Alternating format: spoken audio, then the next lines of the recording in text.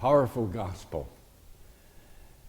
And the question it raises in my mind is, what do I really want? What is the highest desire I could have for my life? Just think for a moment. What do you really want? Is it all the toys that we surround ourselves with?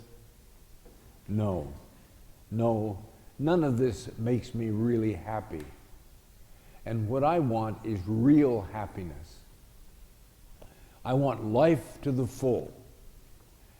And I have some good news for you. That's what Jesus wants for you also.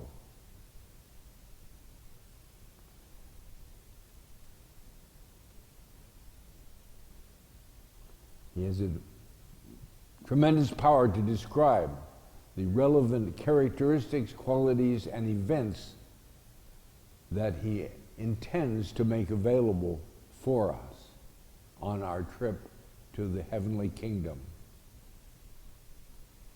And not only does he tell us, but he gives us an example by his life of life to the full.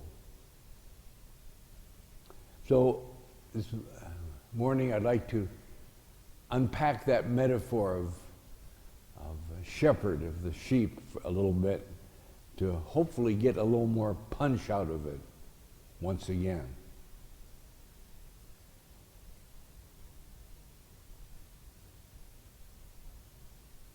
I believe that it's very appropriate that the gospel has been given currently in this state of pandemic, which we are all involved, to strengthen us, give us courage for our journey.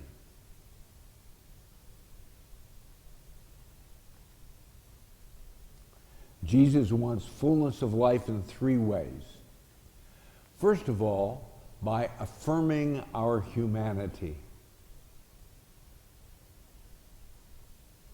Secondly, by modeling social engagement. And thirdly, by empowering me to live out of my particular signature strength.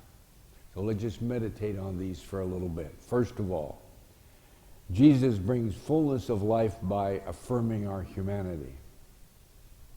You see, this particular COVID-19 is making a lot of people really question their humanity and life and God. But Jesus provides us an affirming attitude to support our humanity.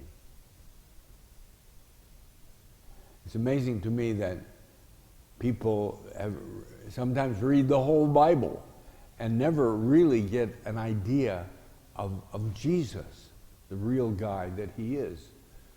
I know that television evangelism very often isn't very helpful in this regard. He's actually quite a fellow. Most of us, for one thing, he has absolutely no problem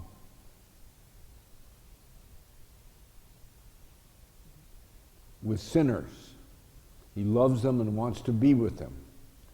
It's the arrogant and self-righteous that drives him crazy. He was seen as a common man by other common men. He lived a humanism. I have been blessed in many ways in my life. One of the blessings was from 80 to 85, I worked for the Bishops' Conference, and during that time was able to collaboratively work and get the bishops to write a document on campus ministry, which included the term Christian humanism, which I felt very proud of, because I think that's what really Jesus was about. St. Augustine said, anything authentically human is of God. I have come that you may have being, have human life, and life to the full. So, first, If you would say with me after, Jesus intends that I celebrate life to the full. Following the Good Shepherd, I embrace a ministry of hospitality. Secondly, Jesus brings fullness of life by empowering our signature strength. Do you realize you have a signature strength? What is that? Well, theologians call it actual grace.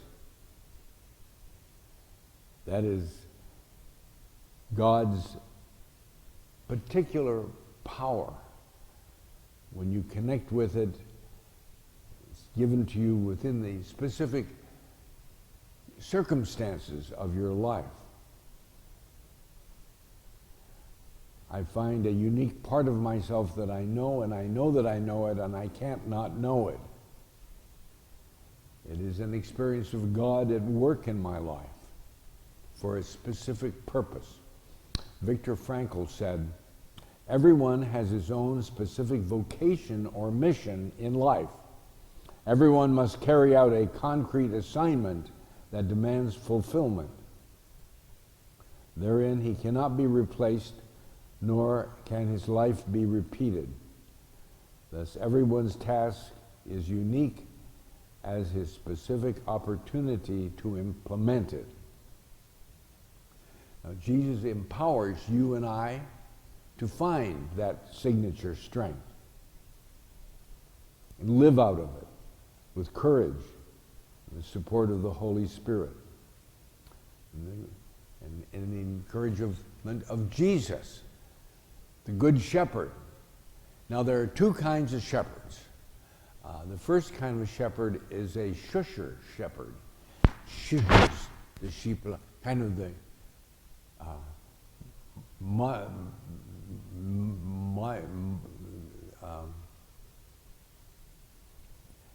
tells us everything to do, follows us, and that's a shusher.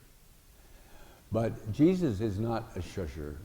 He is the one whose voice the sheep hear and understand. And they want to follow him because they know that his voice is leading them to life.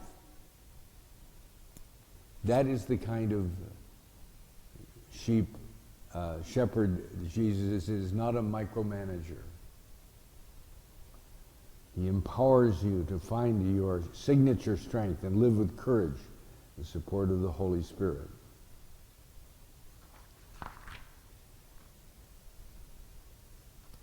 People follow him because they want to, because he equips them with an example of living out of one's unique strength. Jesus is not a one-size-fits-all formula. He expects us to make choices based on his model of love, but doesn't tell us specifically how to do that. He trusts us to hear his voice and follow him. If you would like to say after me, Jesus empowers me to live out of my spiritual strength. Following the Good Shepherd, I embrace a person-centered ministry. And thirdly, Jesus wants us to live life by modeling compassion for all people. He creates safety, which is absolutely fundamental to a happy, successful, productive life.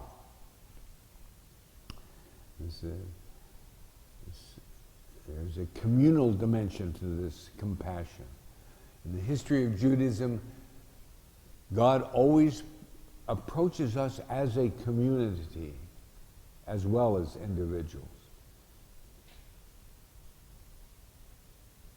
He leads us out of ourselves to see our life in relationship to God's creation, the great chain of being. The only German word that I know really is Gemeinschaftsgefühl, which is kind of fun to say, but it means social connectedness. and interest in the well-being of others. Gemeinschaftsgefühl. So, compassion for others leads us to the fullness of happiness. And I love the analogy of the Sea of Galilee. The Sea of Galilee is full of birds and fish and wonderful things. It takes water in and gives water out. The water from the Sea of Galilee goes into the Dead Sea. The Dead Sea just takes, doesn't give. And as a result, it's dead. Our life has meaning and purpose as we are able to be givers. It gives us an identity of being a giver and not just a taker.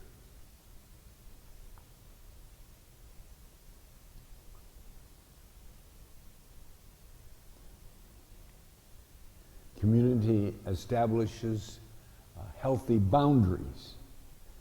It's the basis of a healthy no. You know, no, N-O, is a holy word. It helps one to understand what is important and makes life purposeful and what is not important. Without a boundary, water is just a puddle on the floor. It needs a glass to hold it. And the glass is the boundary which keeps it and makes it useful. Father Matt, passed to God, was the first pastor I worked under in Port Angeles, Washington. And he used to say, the world is my parish. I spend weekends in Port Angeles. Well, I think in the spirit of the gospel, one could say, the world is my call to compassion. I spend weekends in Colombia. We have a broader sense of the world and our role in it, and not just a little piece of ourselves. So if you would say after me, following the Good Shepherd, I embrace a ministry of Christian humanism. Following the Good Shepherd, I embrace a ministry of Christian humanism. It's important to remind ourselves the potential of Jesus' voice calling you and I to fullness of life. It will only be effective if we recognize that voice so we can follow it. And where do we hear that voice? Scriptures, the Mass, meditation, silence, and the circumstances of our lives. The gospel is a great gift Jesus gives us to live life to the full. Knowing we can trust Jesus is a very freeing experience of happiness. We know we are safe. It frees us up, no matter what virus may be out there to snap at us. Takes our mind off ourselves so we can be creative and so we can practice compassion. The gospel of Jesus Christ is good news because it's about happiness. The bottom line, love, is going to win and not any virus. Happiness is celebrating our humanity, realizing my signature strength, and living a life of compassion. With Jesus, the Good Shepherd, who is our model of life to the full.